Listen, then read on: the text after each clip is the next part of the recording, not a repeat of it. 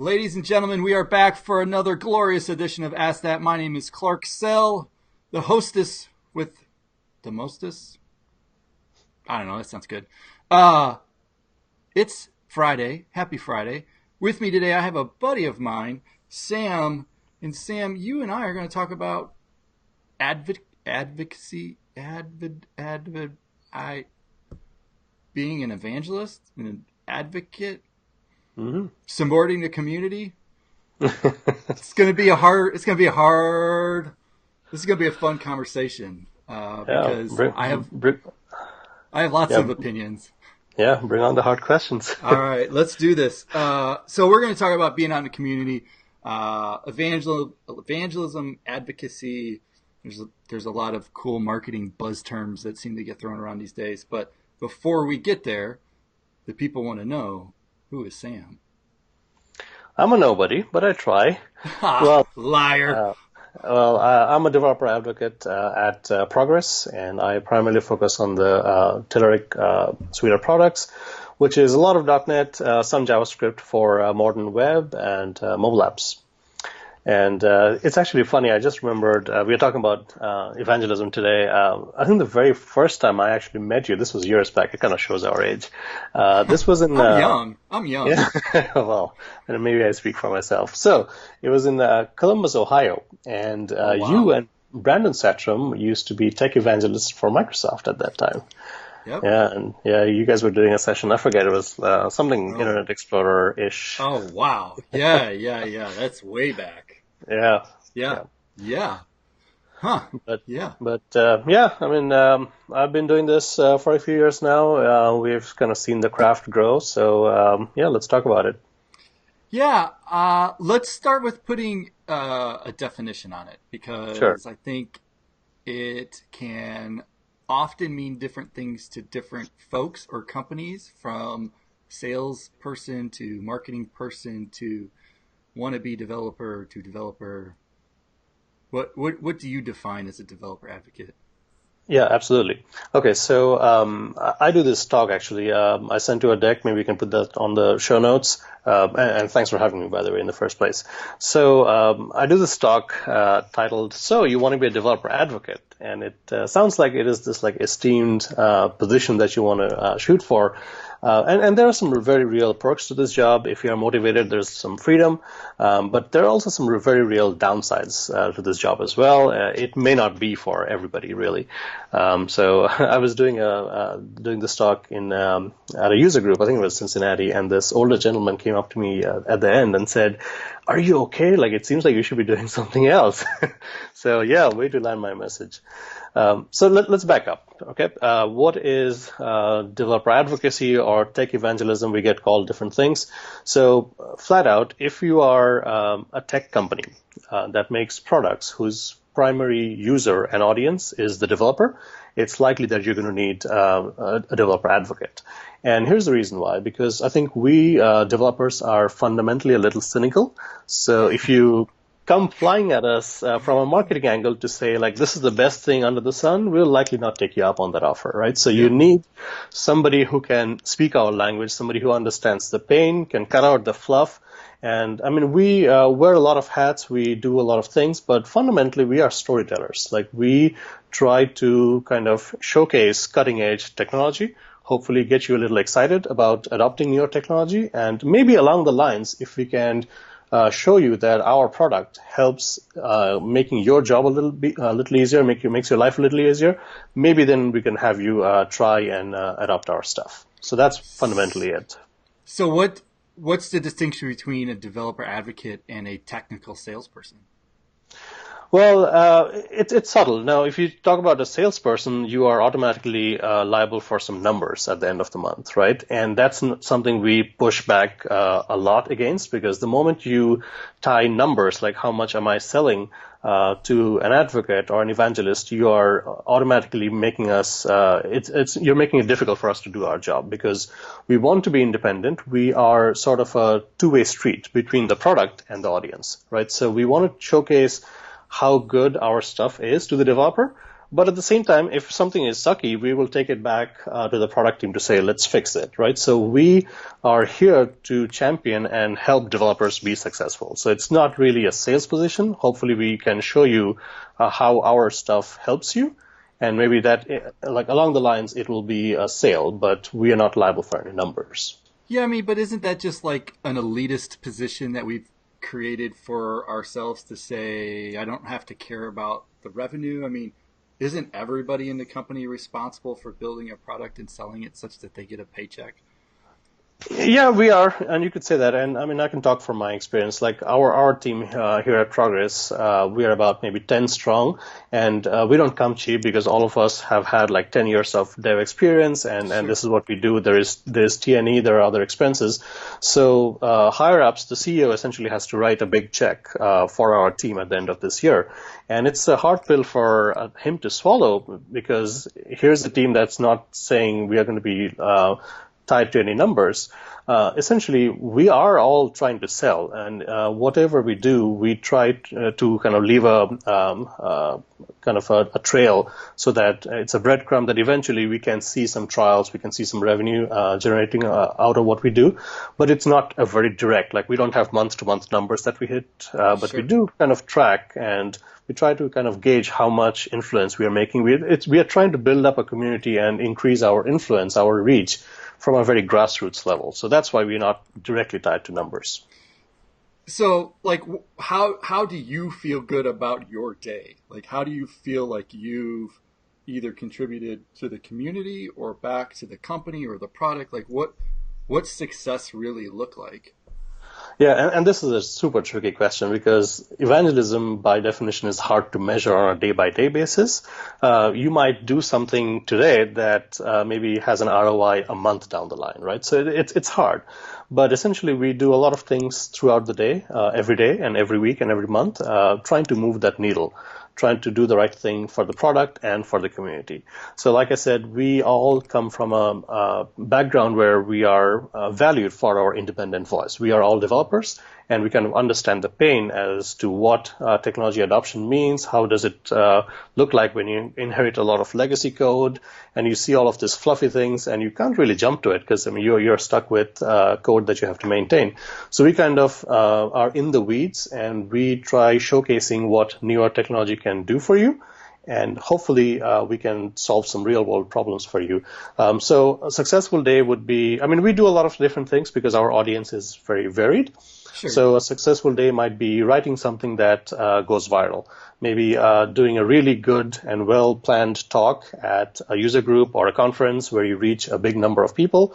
A successful day might also be figuring out something that is shitty in our docs or in our product and taking it back to the PM to say, let's fix this. Sure. How do you stay relevant?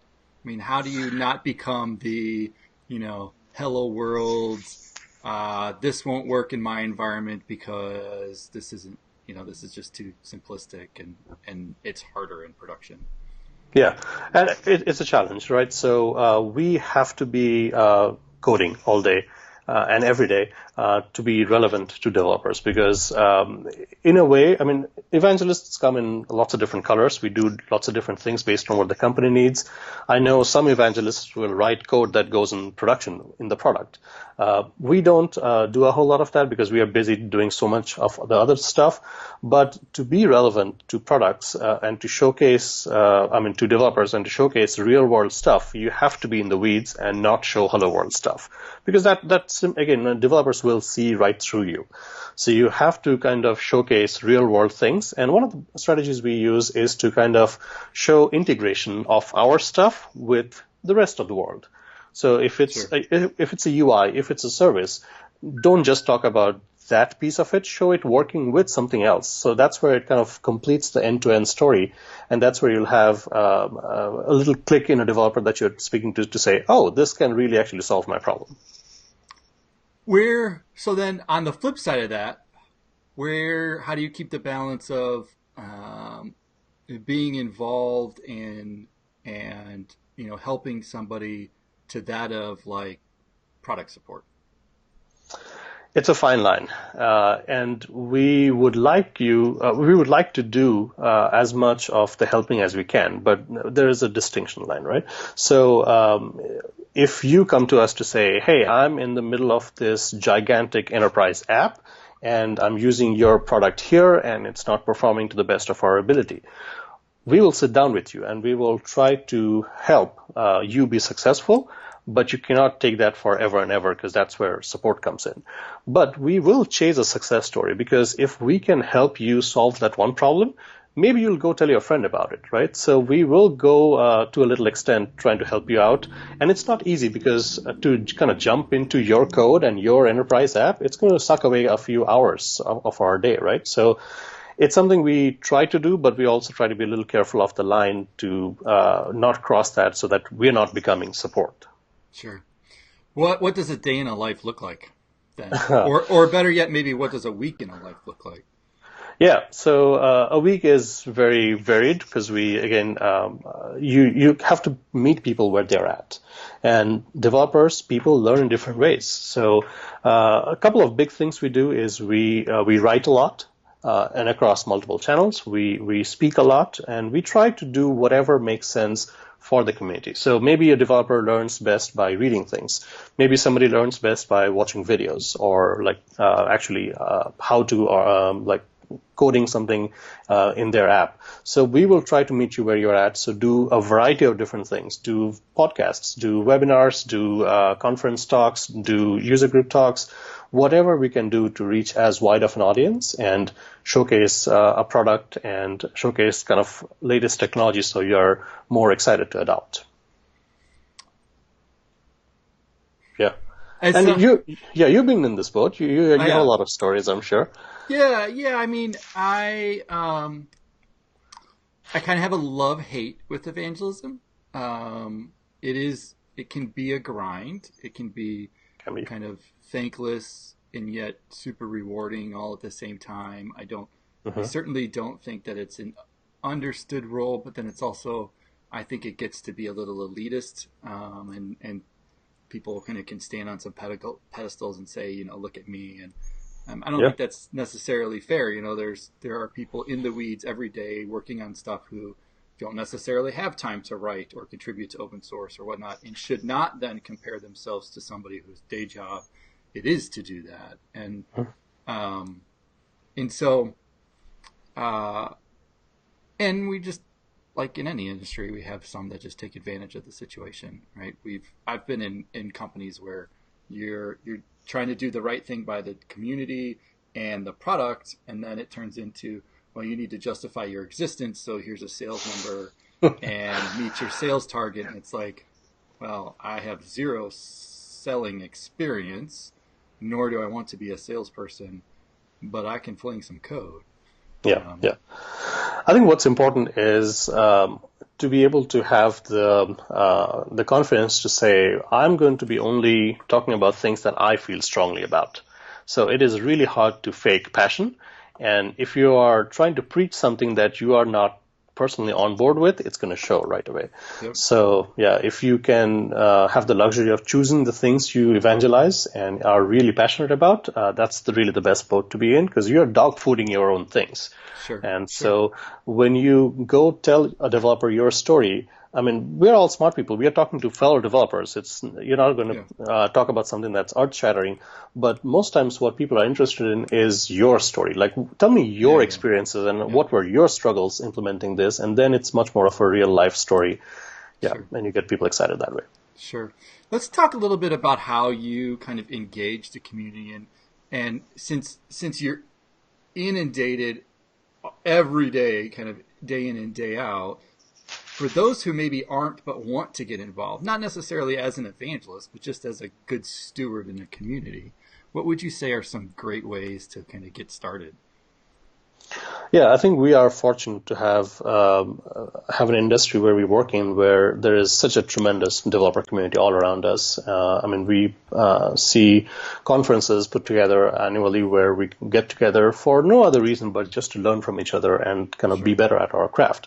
So, and these don't even have to be in an evangelism role. I mean, this is where we all get started as developers. We learn from each other, and the community is what we fall back on.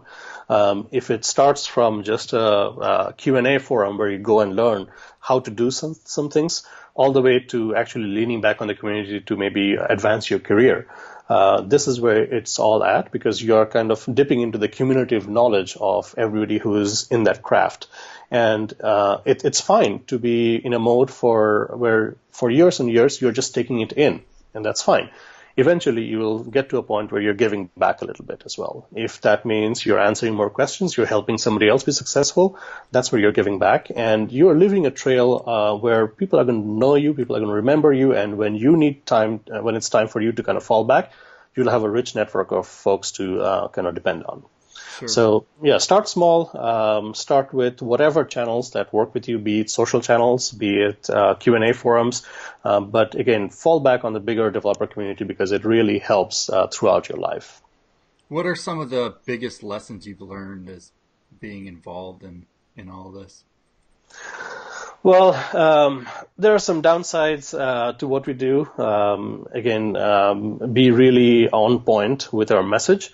Don't do fluffy things, show real world things, and then kind of watch out for things that might burn you out as well. So some of the things that we do, I mean, if you are not motivated, you might tend to not use some of the freedoms that are being given to you as part of this job. And some of the other things that we see as evangelists are some of the kind of pitfalls is travel is one.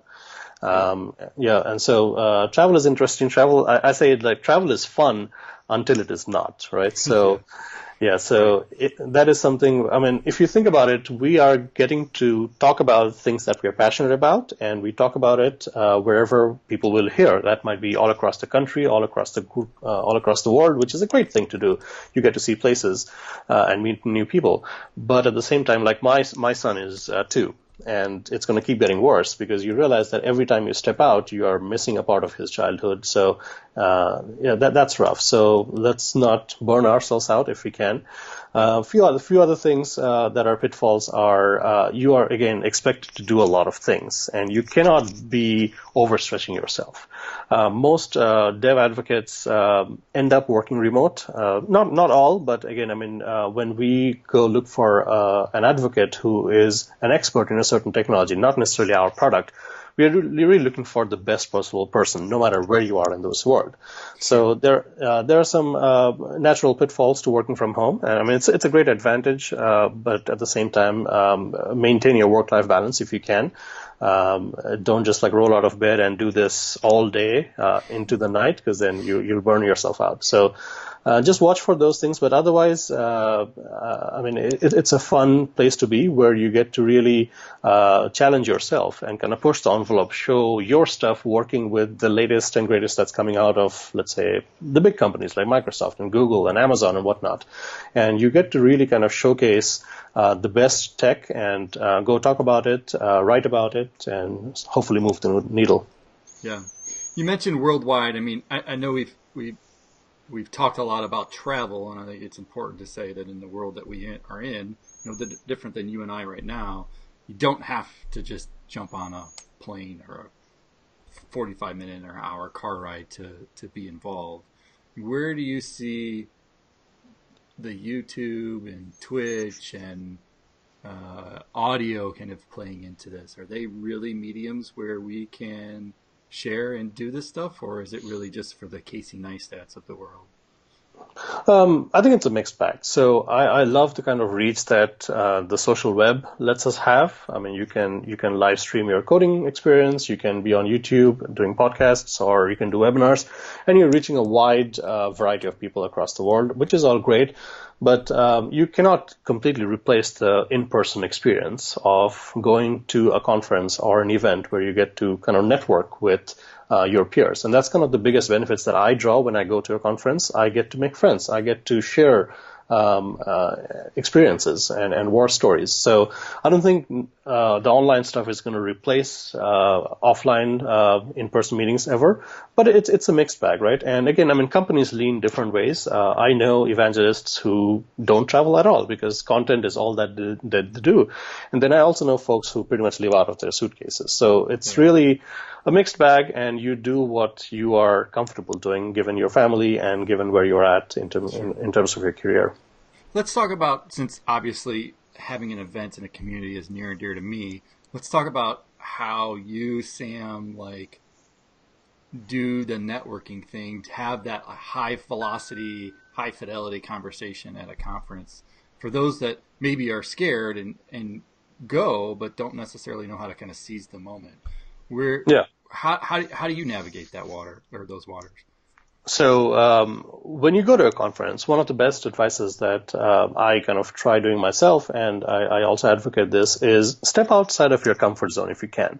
Maybe go to a session on a language or a thing that you've never ever touched, right? And we see this a lot. Like I went to a talk years back. I think it was Code Mesh, which is a sister conference maybe to that conference. Same concept, but I mean, I heard about this tech, and within a year, like the next year, I went back to CodeMash. I had a Pluralsight course on that thing because I was so excited. Because when you go to a session and think about what an average day looks like for a conference goer, we are likely attending 7 or 8 sessions. That's a lot of information. You're not going to be able to process all of that in the same day, but just take notes, and if something sparks interest, come back and look it up and kind of dive into it head first. So again, so choose something that you're not comfortable at all, and then just step out and try to learn about it. And some of the best times at a conference is really in the hallways outside of the sessions, because that's where you're getting to actually talk to people, hear their stories, not just all the rosy things that people talk about at a session, but what are your pain points? Yeah, I totally agree. I mean, we've structured that conference such that those hallway conversations are a big part of things, right? They are longer on purpose. Everybody who's come, and I'm sure I've said this before in the past, you already have something in common with everybody. Everybody showed up.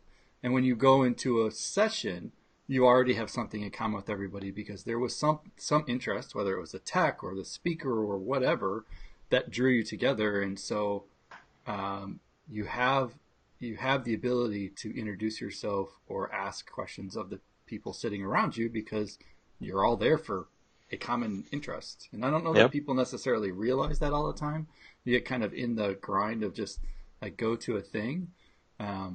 But for us, I don't look at the conference as like you're going to get super educated on something. I look at it as this is an opportunity for you to get exposure and expand your network. It's not a replacement of Udemy or Pluralsight or your time in a book or doing something legit coding. It's your time to know that Sam's got this. He has this network with him. Clark's got this.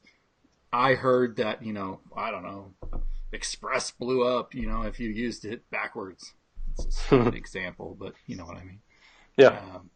But it is about that face-to-face. It is about shaking the hands and meeting people. Yeah. I mean, a few other things that maybe particular to an evangelist or advocate position is things we kind of care about deeply. We write a lot. We are learning a lot throughout the day because that's how you kind of get better at your craft. You read and you look at what other people in your community are saying and doing, and then you try to push the envelope. We talk about brand management sometimes. I mean, everybody is a brand, and it's a tricky slope because if you are kind of a big proponent for a product over years, you essentially become a face of it, and that's got some good things to it, but at the same time, I mean, you have to kind of choose not to put all your eggs in one basket, right? So nothing you do is really off the record. So tread carefully on HR matters, and this goes for really any position. Any PR matters. Don't have leaks of products that you're working on, roadmaps and whatnot, and have genuine respect for technology. Have respect for competition. Like you will not hear me, or for that matter, most advocates really trash talk their competition because that doesn't serve anybody. I mean, competition keeps us on our toes. So show why you are good. You don't have to show why somebody else is bad. Yeah. Yeah, you mentioned personal brand. Like, is that something that you think of in your day to day, or is it just something that you are? I think it kind of builds up. You don't have to think about it day to day. You are who you are, and in terms of what you want to portray on social media or on developer communities, you can't again fake who you are. I mean, you are who you are, and the kind of things you say and stand, and how much you are willing to help, how much you're willing to dig into the weeds to get to the bottom of something. Again, I mean, you essentially build up your brand over years, and yeah, I mean, watch a little bit as to how you kind of showcase yourself through your personal website or social presence. It's a tricky slope sometimes. I can see both ways, like especially in our political and social and economic structure. I mean, I can see why people also let other aspects of their life and their thoughts kind of shine, not just technology. So you're following the whole person and not just their tech beliefs. So I can see both ways. I don't do a whole lot of things that might offend people. Like I don't talk politics or. Says you. Well, yeah, you never know. Yeah. So again, it's your choice. I mean, I can see both ways. Yeah. And I think you do have. I mean, we live in a world where you don't know who's watching, and I would encourage anybody who plays in this industry to at least be mindful of the fact that a 12-year-old or a 13-year-old or an 8-year-old, a 16-year-old is watching you to understand how to do a thing. It's not unreasonable to think that, in fact, my 12-year-old last night finally asked, can I teach him how to code?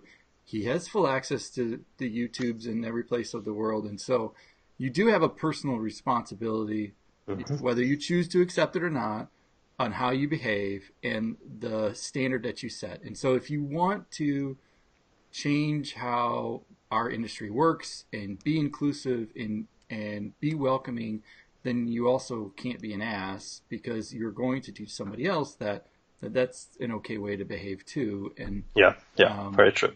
And so since you don't get to control who watches you, I would just ask people to be mindful of the fact that there is a younger audience or absolutely. Another industry or somebody looking to switch industries. And somebody who's maybe looking up to you to see, here's how I navigate the waters. And Right. But I mean, here's the other thing I would say though. So it's one thing to be trying to not be offensive to anybody, and we should all strive to that. But when it comes to like technology and your opinions, I think it's okay to take sides a little bit. Oh yeah, absolutely. Yeah, and one might, and this is kind of going back to being a generalist versus a specialist, right? So in technology, if you are a complete generalist, I mean, you love hearing when people say, I'm a full stack dev. It's really hard to be a full stack dev. I think I have it somewhere as well. To know front end and to know everything that goes on behind the scenes, it's impossible for one person, but you can try. But at the same time, I've seen people kind of be complete specialists on a certain tech, which is actually a great way to kind of make a name for yourself because you're kind of digging in deep. You are the subject matter. Yeah, you're the subject matter expert, but you have to be maybe a little bit careful about that. So again, a classic example is Julie Lerman, who's a well-renowned person in our community. He or she is entity framework. That's what she has done for the last 10 years. And so when you have questions, you go to Julie versus you go to Microsoft first. So, but if she had been the Silverlight person, she wouldn't be too happy right now, right? So again, I mean, don't just go all in on a tech and not be flexible enough to wriggle out of it. So kind of maintain a balance. And when you write and when you take a stance on a certain technology that you feel strongly about, I think that's okay because I'm not I'm not cursing your way of life or your thoughts. I am Yeah. just taking a position on a piece of technology. And some might say that if you're not upsetting somebody, you're possibly not trying hard enough. So Yeah. it's I mean, you can have an opinion without like casting judgment on things. exactly, yeah, yeah. I mean, you don't need to badmouth anybody, but just it's okay to have an opinion. Sure. And recognize that other walks have whether what they do may not even be a choice that they chose to make. I mean, they may work at a company Exactly. that does Angular and they want to be a React person, but Angular was anointed from on high. I mean, there's always so much context in how decisions are made that I, again, just be mindful of the fact that not everybody gets a choice. So Yeah, yeah, yeah. So we sometimes talk about again, what do we do throughout our week? So some outlets where we kind of try to preach our message. I mean, we will write about things, we will blog about things, we will write on forums, on websites, on magazines. We will do podcasts, webinars, videos, whatever makes sense. We will write apps, we'll write books. The internet is a funny place, as we all know. I mean, so let's not feed it's a the trolls. treasure trove of glory. Yeah, yeah, it's the combined human knowledge forever with comes with a lot of baggage that's Yep. unwarranted sometimes. But again, I mean, we can drive up engagement on social channels and on technology circles, and engagement is good because it draws eyeballs Yep. to what you're trying to preach. But be a little careful not to kind of feed the trolls and kind of get down to the bottom of why somebody may be cursing a Yep. piece of technology, and Yep. he or she may have had a bad experience, and so to Yep. speak. Yep. Yeah. All right, Sam. Well, at the conclusion of our conversation, I always like to extend a bit of gratitude and acknowledge the other person. And it'd be wrong of me to not acknowledge you for the work that you've done in the community for, God, I don't know how long it's been now. Um, dare I say, close to 10 years. You've Yeah. been marching around the places and spreading the good word. And so, thank you for that. Thank you for all the time and effort that you put into writing and being in the user groups and being a spark out there. It's certainly, I know it can be thankless. I know there can be lots of trolls, as you just said, and to continue to do it and make that balance with the family, I think is to be commended. So, Yeah. with that being said, thank you. No, and thank you for all that you do to put on that conference. I'm really excited to come down this August. So bring your family. It's going to be a great time. And to your point, I mean, we are all part of a bigger community in Yep. the developer sphere. No opportunity is small enough. I mean, I have talked to 1,000 people. I have gone to a user group where only the user group leaders showed up. Yep. And that's okay. No opportunity is small enough. So start making your mark. It's okay to take it all in at first, and then eventually you're going to start giving back. Build your Sure. brand. And again, an evangelist role is great. You get to live the life that you maybe dream of. You get to be sharing the passion that you have for your chosen technology. Comes with a few downsides, but again, if you're up So is for it, every job. yeah, I mean, most tech companies do tend to need evangelists or advocates, and it's a good place to be. Yep. So, yeah. With that, I got one last question, and it's my new question that I'm asking everybody. How or what would be your definition of community? Well, a community, especially when it comes to developers, the medium doesn't matter. We can have communities online, we can have communities offline. It's whatever you use to share knowledge. And it's whatever you use to kind of learn from each other, give back, and build a family that believes in the same things that you do. Maybe not necessarily the same views. It's perfect to have differences, but as long as you're being respectful and learning from each other and pushing the envelopes and making technology and our industry a better place to live for everybody, being inclusive and welcoming to everybody, I think that's important. That's what community is for me. I love it, man. Well, with that being said, I want to thank everybody for watching today. Let us know how you navigate. Let us know how you introduce yourself to somebody if you're at a user group, a meetup, what have you. Maybe for those who are too shy, maybe there's a breath of light that some aha moments will go off for some folks. With that being said, thank you for watching. Sam, how do people get a hold of you? Where can they find Sam? Yep, so it's at SAMIDIP. That's my handle for most things social, be it Twitter, GitHub, you name it. So that's how you can get hold of me. Love it. Thank you for today. I look forward to seeing you soon. And thank you, everybody, for watching. All right.